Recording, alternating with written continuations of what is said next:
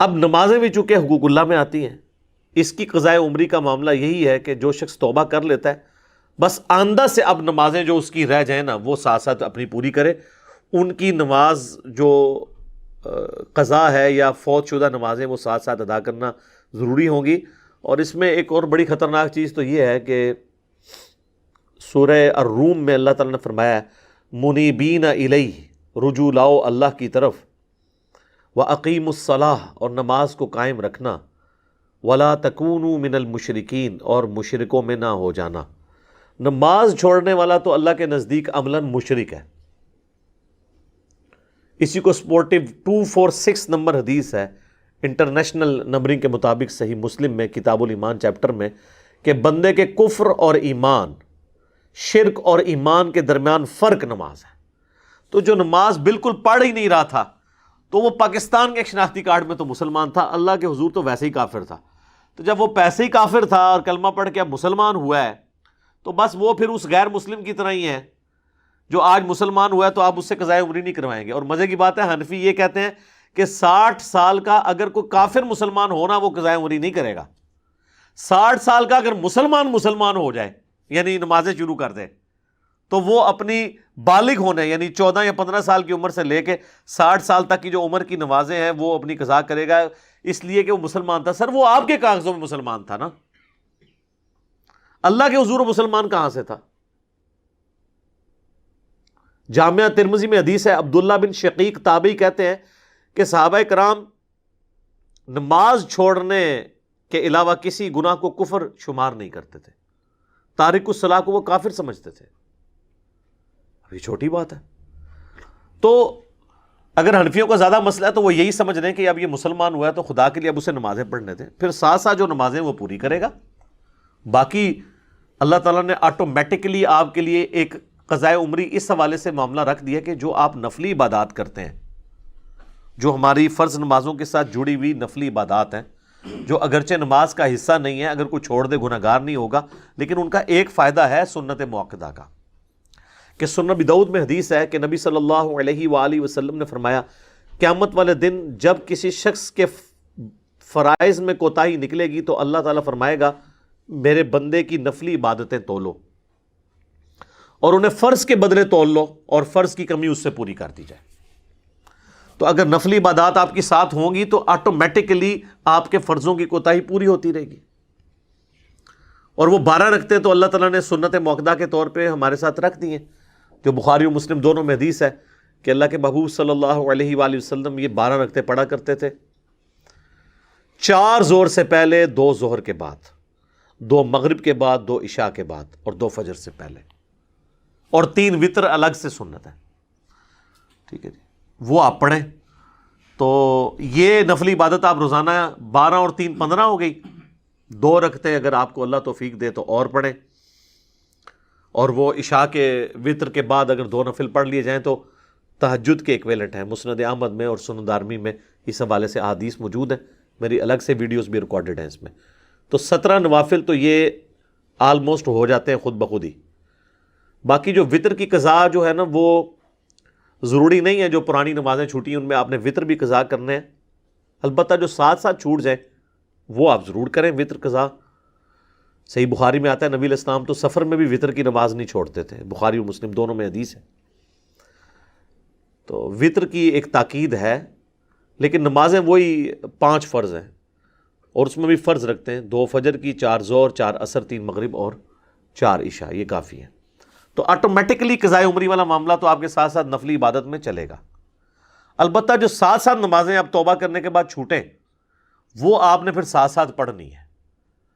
اس کے بارے میں وہ صحیح مسلم میں ایک مشہور حدیث ہے، غزوہ خیبر سے واپسی پر نبی علیہ السلام کے ساتھ ہزاروں صحابہ کا قافلہ تھا اور رات کا کافی حصہ بیت چکا تھا، تو صحابہ کو بھی نیند آ رہی تھی. نبی علیہ السلام نے ارادہ کیا کہ ہم تھوڑی دیر آرام کر لیتے ہیں، اور حضرت بلال جو مؤذن رسول ہیں رضی اللہ تعالیٰ عنہ و صلی اللہ علیہ وآلہ وسلم، ان کی ڈیوٹی لگائی جاتی ہے کہ وہ صبح و فجر کا وقت شروع ہوتے ہی ہمیں اٹھا دیں گے. تو حضرت بلال جو ہے وہ نوافل پڑھنا شروع ہو گئے تاکہ مجھے نیند نہ آئے. بس وہ ایک لمحے کے لیے انسان نے سستی دکھانی ہوتی ہے نا. تو وہ اپنی سواری کے اوپر سوار ہوئے، اونٹ کے اوپر، اور مشرق کی طرف جو پوپ پھوٹتی ہے نا، صبح صادق شروع ہوتی ہے جو ختم سحری اور فجر کا وقت داخل ہوتا ہے، اس کو دیکھنے کے لیے. جب فجر کا وقت قریب آنے والا تھا نا، تو ان کی بھی اچانک آنکھ لگ گئی، اور ایسی آنکھ لگی کہ سورج خوب بلند ہوا تو آنکھ کھلی. صحیح مسلم کے الفاظ ہیں کہ سب سے پہلے نبی صلی اللہ علیہ وآلہ وسلم کی آنکھ کھلی، اور اس کے بعد باقی اصحاب کی کھلنی شروع ہوئی. اب لوگ بڑے پریشان ہوئے کہ فجر کی نماز چھوٹ گئی ہے اور اللہ کے نبی کی بھی نماز چھوٹ گئی. اور حضرت بلال کو نبی علیہ السلام نے بلا کے پوچھا کہ بھئی تمہاری ڈیوٹی لگائی تھی. آپ دیکھیں جی لوگ کتنے فرینک تھے. انہوں نے کہا یا رسول اللہ، جس اللہ نے آپ پہ نیند کا غلبہ کیا اس نے میرے پہ بھی کر دیا. کوئی 295 نہیں لگی سر. یہ میں آپ کو بتا رہا ہوں کہ اسٹریٹ فارورڈ انہوں نے بات کی کہ آپ کو بھی نیند آئی ہے نا، مجھے بھی آ گئی، میں بھی انسان ہوں. آپ لاکھ کہتے رہے کہ جی وہ شیخ عبد القادر جیلانی اور امام حنیفہ جو ہیں وہ 40 سال تک عشاء کے وضو سے فجر پڑھتے رہے، اور اس سے بڑی کہانی آپ یہ کرواتے ہیں کہ جی وہ ایک صحابی کے گھوڑے کے قدموں کی جو خاک اڑ کے اس گھوڑے کے نتنوں میں بیٹھتی ہے نا، اس کو بھی کوئی بزرگ، کوئی امام حنیفہ، کوئی امام شافعی، کوئی عبد القادر جیلانی، کوئی بڑے سے بڑا بزرگ اس گھوڑے کے نتنوں میں بیٹھنے والی خاک جو اس گھوڑے کے قدموں سے اٹھتی ہے، صحابی کے قدموں سے نہیں، اس کو نہیں پہنچ سکتا. لیکن وہ صحابی جو ہے وہ کہتے ہیں ادنا صحابی، تو یہ ادنا صحابی بھی نہیں تھے، حضرت بلال تھے، وہ بھی سو گئے. کوئی عشاء کے وضو سے انہوں نے فجر نہیں پڑھی. اور اس سے بھی بڑھ کے جو آپ نے قوالی ایک مشہور کی ہوئی ہے کہ حضرت بلال نے ایک دفعہ اذان نہیں دی تھی تو سورج نہیں نکلا تھا. یہ کہانی شریف ہے، یہ مولانا شریف ہے، اور میں مسلم شریف بیان کر رہا ہوں. تو مسلم شریف میں تو حضرت بلال کی عزت جب سٹیک پہ لگی تھی تو وہ ہونا تو چاہیے تھا اس دن سورج نہ نکلتا. تو سورج نکلا جناب، ایسا نکلا ہزاروں صحابہ کی نماز بھی حضرت بلال اپنی ڈیوٹی نہیں پوری کر سکے نیند کے غلبے کی وجہ سے، اور ان کی نماز فوت ہو گئی. تو اس موقع پہ نبی علیہ السلام نے فرمایا کہ سب سے پہلے تو یہاں سے اٹھو، نکلیں ہم یہاں سے. الموطا امام مالک میں اس کو سپورٹیو ایک اور طریق بھی ہے، اور یہ دونوں طریق آپ کو مشکات کی پہلی جلد میں مل جائیں گے، مسلم شریف والا بھی اور الموطا امام مالک والا بھی. تو نبی علیہ السلام نے کہا اس جگہ پہ شیطان کا غلبہ ہے، یہاں سے اٹھ کے ہم آگے جاتے ہیں. پھر مسلم شریف کے الفاظ ہیں، آگے جا کے آپ علیہ السلام نے ایک جگہ پڑاؤ کیا، حضرت بلال سے کہا کہ اقامت کہو، اور پھر آپ صلی اللہ علیہ وآلہ وسلم نے جماعت کے ساتھ سورج نکلا ہوا نماز ادا کی. اور پھر سلام پھیرنے کے بعد آپ علیہ السلام نے فرمایا کہ جو شخص سو جائے یا بھول جائے تو جب اسے یاد آئے اور جب وہ نیند سے اٹھے وہ نماز ادا کر لے، اس کے لیے نماز کا وہی وقت ہے. اور پھر آپ نے سورہ طٰہٰ کی وہ آیت تلاوت کی، اعوذ باللہ من الشیطان الرجیم، بسم اللہ الرحمن الرحیم، وَأَقِمِ الصَّلَاةَ لِذِكْرِی، اور میری یاد کے لیے نماز کو قائم رکھنا. تو مقصد تو اللہ کو یاد رکھنا ہے نا. اگر کبھی نیند کا غلبہ ہو گیا تو آپ نماز پھر اس وقت ادا کریں گے. اس حدیث سے یہ بات پتہ چلی کہ پھر نماز کے جو قضاء کا تصور ہمارے ہاں عموماً پایا جاتا ہے نا، اس کی کوئی اصل نہیں ہے. اگر کوئی بھول جائے یا سو گیا تو جب وہ اٹھے گا تو اس کے لیے نماز کا وقت وہ ہو جائے گا. مثلا اگر ایک شخص زور کے بعد اس کی آنکھ لگی اور جا کے عشاء کے وقت میں کھلی تو بس عشاء کے وقت میں جا کے عصر مغرب عشاء پڑھ لے. اس کی روٹین نہ بنائے، یہ نا میں اس کی کوئی ترغیب دلا رہا ہوں کہ روزانہ فجر آپ 10 بجے اٹھ کے پڑھیں یا 8 بجے آفس جانے سے پہلے پڑھیں، کبھی کبھار. تو یہ جو کہا تھا نماز قضا ہو، اکثر لوگ پوچھ رہے ہوتے ہیں جی قضا نماز کا طریقہ بتائیں. جی وہ طریقہ کیا یار، جو نماز رہ گئی اس کو پڑھ لو. اور زبان سے تو نیت کرنی بھی نہیں ہوتی، دل میں وہ آپ کے لیے وہی ہے. اگر آپ لیٹ اٹھے ہیں تو آپ کہیں میں فجر کی نماز پڑھ رہا ہوں، اپنے دل میں نیت کریں. اس میں یہ نہیں کہنا ہوتا کہ آج جالی جڑی فجر رہ گئی سی او میں قضا کر رہا، یا جڑی کال والی رہ گئی سی او کر رہے ہیں. بس اپنے ذہن میں حاضر کی کہ نماز ہے، وہ نماز کا وقت آپ کے لیے وہی ہے. یہ قضا کی ٹرم تو فقہاء نے ڈیفائن کی ہے نا.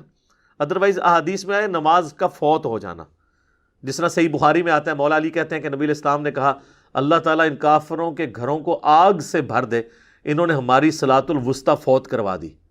یعنی وہ خندق کی پرلی طرف سے چونکہ تیر آ رہے تھے اس کی وجہ سے مسلمان زخمی ہو جاتے تھے تو عصر کی نماز نبی علیہ السلام کی جو ہے وہ آپ کی لینگویج میں قضا ہو گئی، یعنی وقت گزر گیا، اور آپ نے جا کے پھر نماز وہ مغرب کے وقت میں جا کے پہلے عصر کی نماز ادا کی، پھر مغرب کی نماز ادا کی۔ تو اس طریقے سے نماز کبھی چھوٹ گئی ہے تو آپ بعد میں جب آپ کو موقع ملے آپ اسی وقت نماز پڑھ لیں، لیکن توبہ کرنے کے بعد ساتھ ساتھ اپنی نمازیں پوری کرتے رہیں۔ یہ نہیں ہے کہ ایک بندے کی نماز اب چھوٹی ہے تو اب وہ کہ جی میں نے توبہ کر لی ہے تو معاف ہو گیا، نہیں، یہ اس صورت میں ہے جب وہ سرے سے نماز پڑھتا ہی نہیں تھا۔ جب وہ نماز پڑھنا شروع کرے گا تو اب بس ایک دن سے بینچ مارک کرے، اس کے بعد سے وہ پھر ساتھ ساتھ اپنی پڑھے گا۔ لہٰذا یہ بالکل اہل حدیث کہیں یہ نہیں کہتے ہیں کہ جو ساتھ ساتھ آپ کی نمازیں چھوٹ رہی ہیں وہ توبہ سے معاف ہوں گی۔ وہ کہتے ہیں جو پرانی آپ 20 25 30 سالوں کی لوگوں کو کہہ رہے ہیں نا کاپیاں بناؤ، ڈائریاں بناؤ، ڈائری ہم نے خود دعوت اسلامی میں نا وہ لوگوں کو ترغیب دلاتے تھے، ان کی ڈائریاں بنواتے تھے۔ میں تو اللہ کا شکر ہے ہم نے تو بالغ ہونے سے پہلے ہی نمازیں پڑھیں، لیکن لوگوں کی ڈائریاں ہم بنوایا کرتے تھے۔ اور پھر بعد میں خیر ایک نیا مسئلہ انہوں نے کہا کہ جی وہ جس نے تجوید سے نماز نہیں پڑھی ہوئی نا وہ بھی اپنی قضائے عمری دوبارہ سے کرے، الحمد کو پڑھتا رہے۔ تو پھر مجبوراً ہمیں بھی ایک چھوٹی سی ڈائری بنانی پڑی۔ حالانکہ یہ بھی کوئی ایشو نہیں ہے، اگر کوئی نماز پڑھتا رہے، اس وقت اس کو عربی اس کی پروننسیشن درست نہیں تھی تو جب ٹھیک ہوگی بس اس وقت سے وہ آگے معاملات کو لے کے چلنا شروع کر دیں، کوئی اتنا بڑا ایشو نہیں ہے، اس کو ہنگامہ کھڑے کرنے کی ضرورت نہیں ہے۔ تو قضائے عمری کا کنسیپٹ جو ہمارے معاشرے میں رواج پکڑ گیا ہے، ایک تو اتنا بیہودہ ہے کہ اسے بریلوی دیوبندی بھی نہیں مانتے، وہ جمعۃ الوداع کے دن جو 4 رکعتیں پڑھی جاتی ہیں۔ دوسرا جو بریلوی دیوبندی یعنی حنفی لوگ بتاتے ہیں کہ آپ نے بالغ ہونے سے لے کر توبہ کرنے تک کی ساری نمازیں پڑھنی ہیں، یہ ان لاجیکل ہے، اس کی کوئی اس اعتبار سے اصل نہیں ہے۔ البتہ توبہ کرنے کے بعد ساتھ ساتھ جو آپ کی نمازیں چھوٹ رہی ہیں وہ آپ نے ساتھ ساتھ اپنی گنتی پوری کرنی ہے۔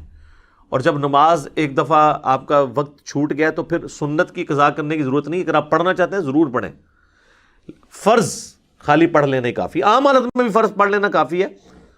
وہ کئی لوگ پوچھ رہے ہوتے ہیں جی فجر کی سنتیں بھی قضا کرنی ہے، یار فجر کے فرض تو پڑھ لو میرے بھائی، سنت آپ نے بے شک پڑھنی ہے، پڑھیں۔ صحیح بخاری میں حدیث ہے،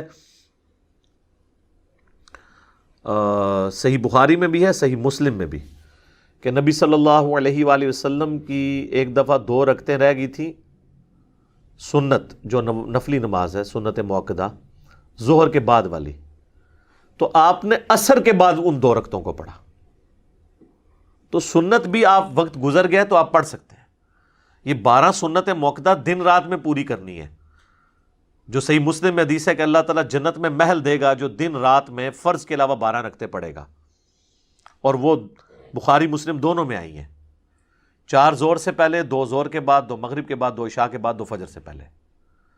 اور یہ حدیث اتنی رکت انگیز ہے صحیح مسلم کے اندر، وہ یہ حدیث جو شخص بیان کرتا ہے نا وہ اپنے نزع کے عالم میں بیان کرتا ہے، اور اس خوشی کے ساتھ کہ میں اب اللہ کے پاس جا رہا ہوں تو جنت میں ایک محل میرا انتظار کر رہا ہوگا کیونکہ میں نے 12 رکعتیں اپنی زندگی میں نہیں چھوڑی۔ وہ نزع کے عالم میں تبا تابی جو ہے نا، وہ تبا تابی کو یہ حدیث سناتے ہیں، اور کہ اللہ کے نبی علیہ السلام نے فرمایا کہ جو 12 رکعتیں پڑھے گا تو اسے اللہ جنت میں محل دے گا، اور وہ پھر کہتے ہیں جب سے میں نے اس شخص سے یہ حدیث سنی ہے نا میں نے 12 رکعتیں نہیں چھوڑی۔ ٹھیک ہے، پھر وہ جو تبا تابی ہے نا وہ کہتا ہے جب سے میں نے وہ تابی سے سنی ہے میں نے یہ رکعتیں نہیں چھوڑی۔ اس طرح اوپر چین کرتے کرتے سیدہ ام حبیبہ ہماری ماں جو ہیں ام المومنین، وہ کہتی ہیں میں نے اپنی زندگی پوری میں یہ رکعتیں نہیں چھوڑی جب سے میں نے رسول اللہ سے سنا۔ اور ام حبیبہ سے جو سننے والا تابعی ہے ان کا بھائی چھوٹا، وہ بھی کہتا ہے جب سے میں نے ام حبیبہ سے سنا میں نے یہ رکعتیں نہیں چھوڑی۔ ان سے آگے جو تبا تابعی سنتا ہے وہ کہتا ہے جب سے میں نے ام حبیبہ کے بھائی تابعی سے یہ حدیث سنی ہے میں نے یہ 12 رکعتیں نہیں چھوڑی ہیں۔ اور وہ 12 رکعتیں ہیں 4 زور سے پہلے، 2 زور کے بعد، 2 مغرب کے بعد، 2 عشاء کے بعد، 2 فجر سے پہلے۔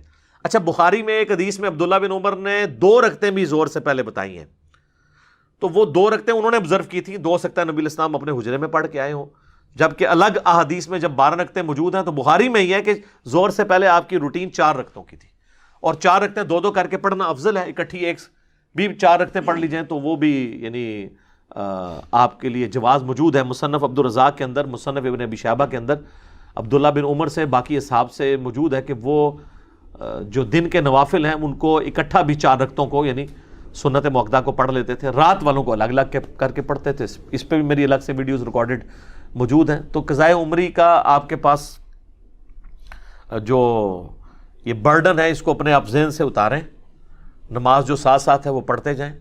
وطر کے بارے میں بھی آیا ابو داؤد ترمذی میں، نبی علیہ السلام نے فرمایا کہ جو شخص وطر کی رات کو نماز نہ پڑھ سکے، سو گیا، بھول گیا، تو صبح کے وقت وہ پڑھ لے، ٹھیک ہے۔ تو یعنی صبح سے مراد میں تہجد نہیں کہہ رہا، وہ تو افضل ہے، یعنی فجر کے بعد بھی وہ پڑھ سکتا ہے اگر اس کا ٹائم رہ گیا، ویسے وہ رات کو پڑھ لے، اشراق کے وقت میں بھی جا کے پڑھ سکتا ہے۔ اور اس میں کوئی نہیں ہے کہ لوگ کہتے ہیں وہ جناب آج کی فجر چھوٹی ہے تو آج ہی وہ پڑھنی ہوگی، بہتر تو ہے آپ زور سے پہلے پہلے اسے پڑھ لیں، لیکن نہیں پڑھی گئی عشاء کے وقت پڑھ لیں۔ اس طریقے سے سنت موقدہ دن کے وقت کوئی چھوٹ گئی ہیں، رات کو عشاء کے وقت ساری پوری کر لیں 12 رکعتیں، تاکہ وہ اس میں الفاظ ہیں دن رات میں جو 12 رکعتیں قائم رکھے گا۔ تو اگر رہ گئی ہیں تو نبی علیہ السلام کی بھی تو رہ گئی تھی، آپ نے بھی اس کو جگہ سے ہٹا کے پڑھ لیا، تو 12 کی گنتی آپ نے پوری کی۔